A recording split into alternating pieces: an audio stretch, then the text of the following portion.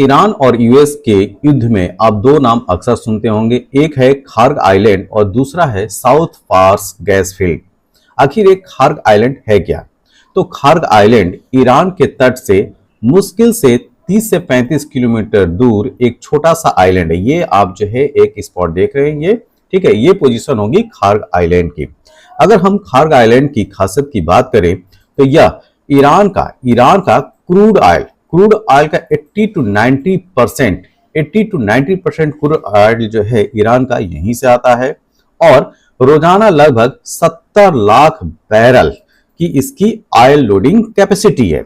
अगर total storage capacity की मैं बात करूं तो करीब 3 करोड़ बैरल जो है इसकी टोटल स्टोरेज कैपेसिटी है और यहां से दुनिया का 20% तेल गुजरता है और यह जो है हॉर्मुज स्ट्रेट के पास मौजूद है। तो देखिए, आप अगर हम गल्फ की बात करें, पर्शियन गल्फ की बात करें, तो ये है हमारा हॉर्मुज स्ट्रेट और ये है खार्ग आइलैंड की पोजीशन। तो यहां से जो सप्लाई है ये हॉर्मुज स्ट्रेट से होता हुआ जो है वो अन्य देशों में पहुंचना है, राइट।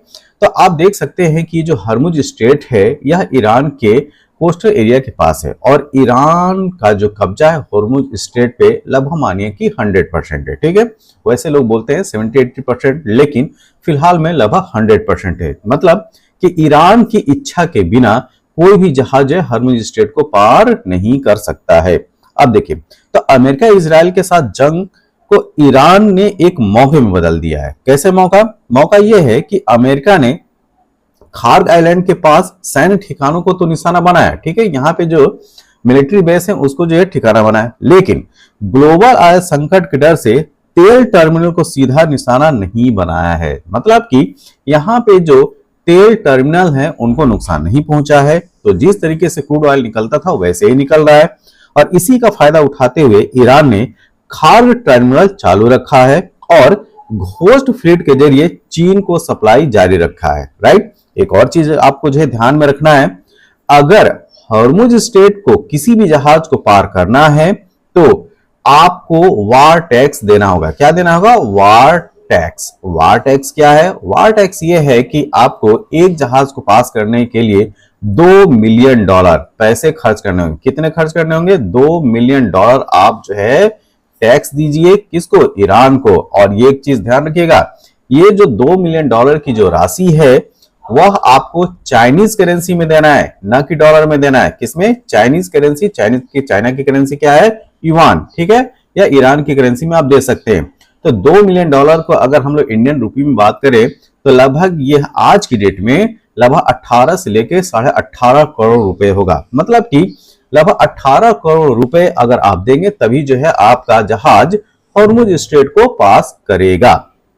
अब ये तो बात हुई ईरान के जो है मालामाल होने का एक तरीका।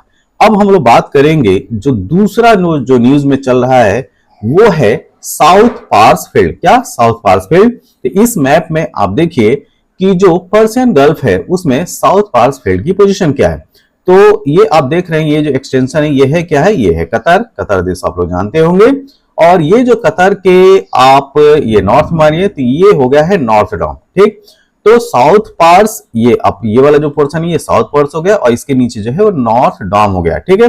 अब देखिए यहाँ पे जो नॉर्थ डॉम है वो कतर के रेफरेंस इसका नाम नॉर्थ डॉम है, लेकिन अगर इस पोर्शन को मानेंगे, अगर इस गैस फील्ड को माने तो उसमें तो साउथ आ रहा है, लेकिन इसका जो नॉर्थ डॉम है वो कतर के जियोग्राफिकल पॉइंट ऑफ से रखा गया है, राइट।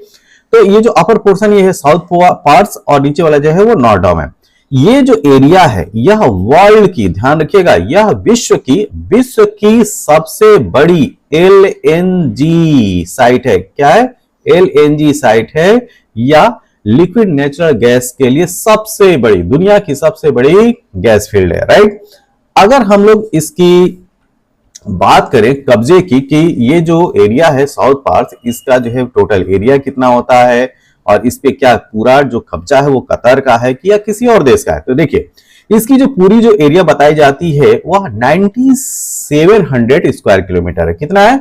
9700 स्क्वायर किलोमीटर है। अब इस 9700 स्क्वायर किलोमीटर में आप दो पार्ट कीजिए, ठीक है। एक 3700 स्क्वायर किलोमीटर की जो एरिया है उस पे ईरान का जो है अधिकार है। किसका अधिकार है? ईरान का अधिकार है। और बचा कितना? 6000, ठीक है, 6000 जो स्क्वायर किलोमीटर एरिया है इस पे जो अधिकार है वो है कतर का। किसका है? कतर का। तो ये हो गया साउथ पार्स फील्ड के बारे में। तो जैसा कि मैंने बताया कि यह world largest natural gas field है।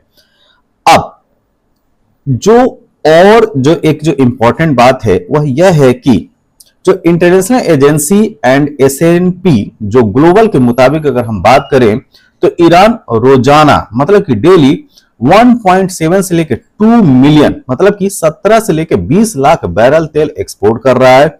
और देश के करीब 90% तेल का एक्सपोर्ट अभी भी खार्ग टर्मिनल से हो रहा है, राइट। तो जो खार्ग टर्मिनल है आपको जो है ये जो मैंने ये पॉइंट दिखाया था यहाँ पे, तो अभी भी 90% जो है ईरान का एक्सपोर्ट जो है यही इसी टर्मिनल से हो रहा है, राइट। अब हम बात करेंगे कि इन सब के बीच मतलब कि ईरान और यूएस के वार के बीच में जो क्रूड ऑयल प्राइसेस हैं विगत एक महीनों में क्या चेंजेस हुए उसको देख लेते हैं। तो देखिए, ईरान जंग के बाद लगभग $40 जो है महंगा हो चुका है क्रूड ऑयल। तो अगर हम 27 फरवरी की बात करें तो उस समय क्रूड ऑयल की प्राइस थी पर बैरल $72.48, कितना? $72.48। और 21 मार्च की बात करें तो यह बन गया है $112.5। तो 72 से जो है $112.50 पर बैरल की प्राइस हो गई है। और इसी वजह से इंडिया में जो विभिन्न स्टेट है, ठीक है, वहां पे ऑयल को लेके लोगों में जो है एक भगदड़ मची हुई है और लोग जितना अधिक से अधिक स्टॉक हो सके, रिजर्व बना सके अपने खुद का, उसमें लोग लगे हुए हैं। और इसी वजह से पेट्रोल पंपों पे जो है वो लाइन लगी हुई है। तो अभी जो है जो घरेलू डोमेस्टिक जो गैस थी उसी पे लाइन देखने को मिल रही थी, लेकिन अब लोग जो है अब पेट्रोल के लिए भी लाइन लगा रहे हैं।